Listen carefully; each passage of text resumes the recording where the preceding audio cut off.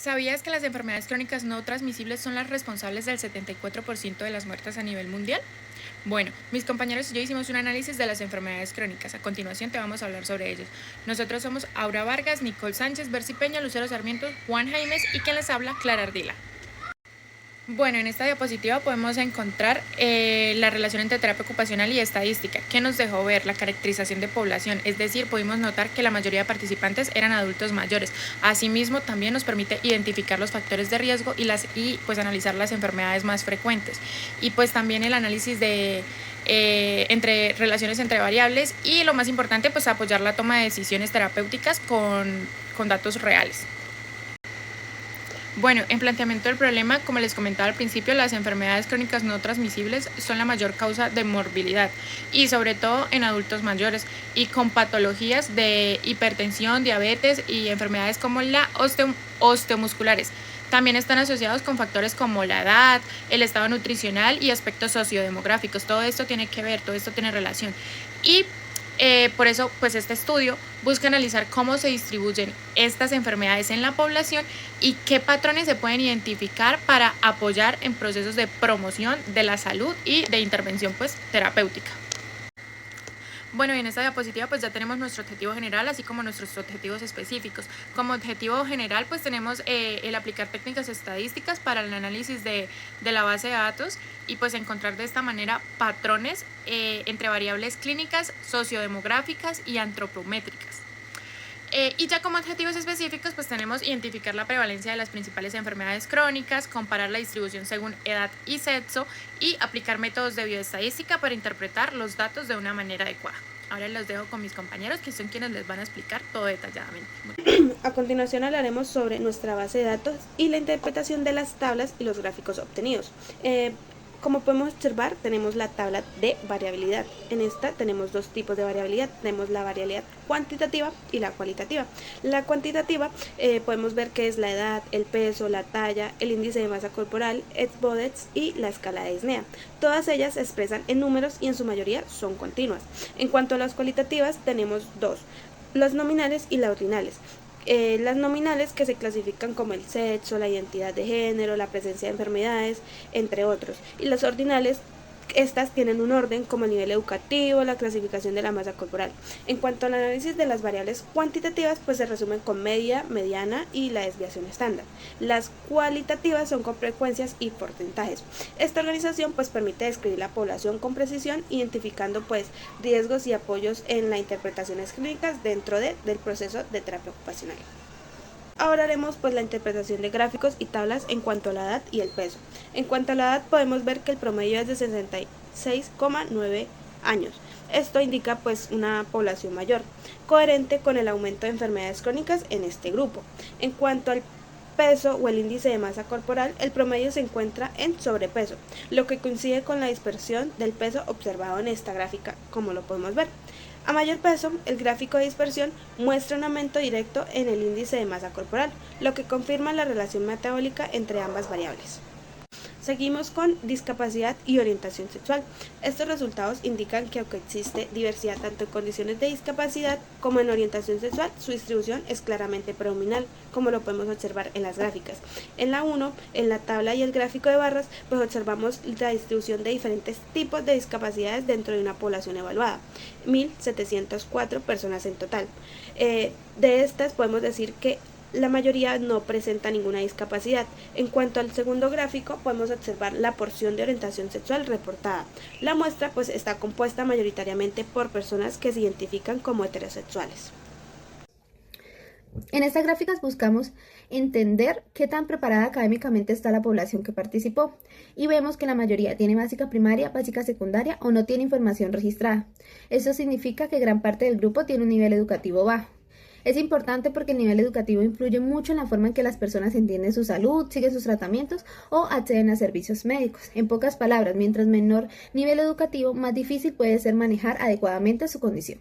Pasamos a la gráfica de ocupación. Aquí observamos una gran variedad de trabajos, pero llama la atención es que predominan las personas retiradas o sin ocupación formal. Esto coincide con algo clave, que es que la mayoría de participantes son adultos mayores. Y con esto podemos concluir o entender el contexto social. Al no estar trabajando dependen más de su familia, de la pensión o de servicios de salud pública, lo cual influye en su calidad de vida y en la forma en la que acceden a servicios o tratamientos. Bueno, y aquí tenemos los gráficos sobre edad, talla, peso e índice de masa corporal. Estas tablas nos ayudan a ver cómo está distribuida la población. En la edad nos muestra que la mayoría tiene entre 60 y 80 años, lo que confirma que es un grupo de adulto mayor. En tanto, la talla y el peso son muy variados, lo que quiere decir que es una población heterogénea con características físicas diversas. Y algo muy importante es que en el índice de masa corporal nos revela que muchos participantes están en sobrepeso. Esto aumenta el riesgo de enfermedades crónicas como hipertensión y diabetes. Tabla de frecuencia de tallas. Muestra la distribución de la estatura de los participantes. Como podemos ver, nuestra distribución se asemeja a una campana, lo cual es esperable para una muestra poblacional. Además, la mayor concentración de datos se encuentra entre el rango 156 a 161 centímetros. Esto significa que la gran mayoría de nuestros participantes tienen una estatura en un punto central. Medidas de tendencia central. Acá confirmamos lo que vimos en la tabla anterior. Las medidas están muy cercanas entre sí. La media y la mediana están alrededor de 156 centímetros. Esto establece el valor típico de la talla en la muestra. La moda, que es 160, refuerza que esta es la estatura que más se repite. En cuanto a la desviación estándar, 9.14 indica una variabilidad moderada. Es decir, las tallas no están dispersas al extremo, pero sí hay diferencias naturales entre los participantes. Cuartiles y percentiles, y es crucial para entender la diversidad de la población. Si miramos la talla, el 50% central de las personas, es decir, entre Q1 y Q3, se concentra solo entre 152 y 166 centímetros e indica que hay poca dispersión. Sin embargo, si miramos la edad, el rango es extremadamente amplio, de 19 a 98 años, que es el valor mínimo a máximo.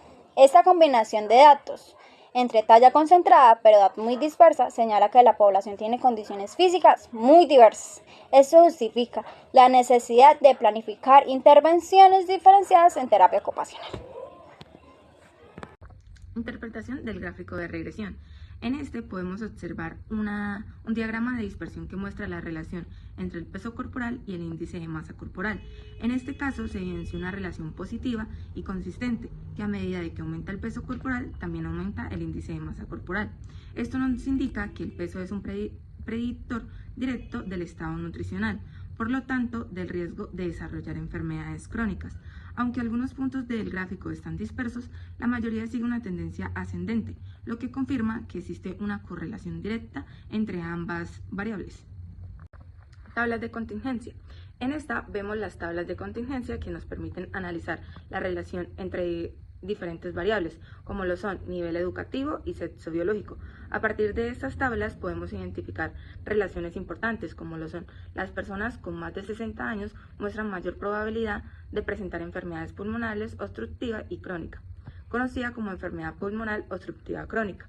Los participantes con un índice de masa corporal mayor a 25 presentan una mayor frecuencia de enfermedades cardiovasculares.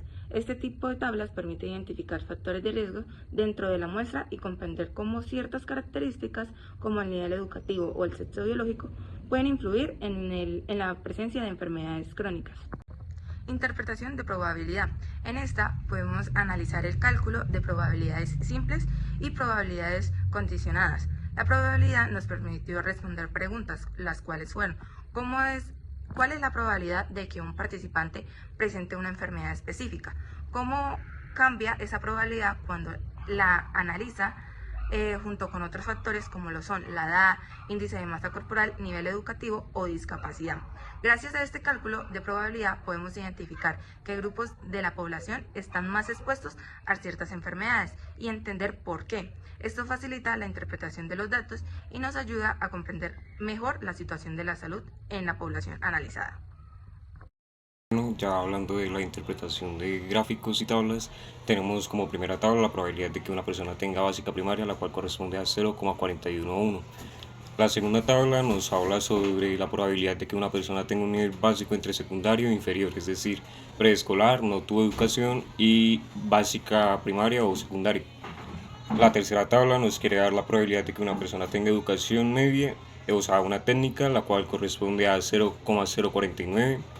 Y ya como última tabla tenemos la probabilidad de que una persona sea femenina y tenga básica primaria, corresponde a 0,1213.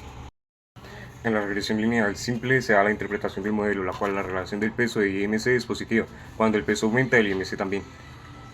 El coeficiente dependiente indica aumento cuando el IMC por cada 1 kilogramo adicional. En la intercepto de la representación del valor matemático del IMC cuando el peso es 0 no tiene interpretación clínica. Ya como determinación o coeficiente de determinación R2 nos da que el R2 del modelo indica que una parte importante de la variación del IMC se explica por el peso, lo cual el peso entre IMC es consistente entre la muestra estudiada. Ya como predicción con la ecuación del modelo es posible estimar el IMC esperando de una persona con un peso específico. Y ya como conclusión tenemos que en general este análisis permitió entender mejor cómo se comportan las enfermedades crónicas en la población estudiada, observando que la mayoría de las personas eran adultos y que las enfermedades más frecuentes eran las cardiovasculares, pulmonares y osteomusculares. También que muchos participantes tenían un IMC en rango de sobrepeso, lo cual aumenta la regresión entre peso y IMC. Se confirma que existe una relación directa entre ambas, lo cual nos permite que los factores influyan tanto en la salud y en las probabilidades. Dentro de las tablas con frecuencia permitieron identificar patrones según la edad, la educación y otros antecedentes.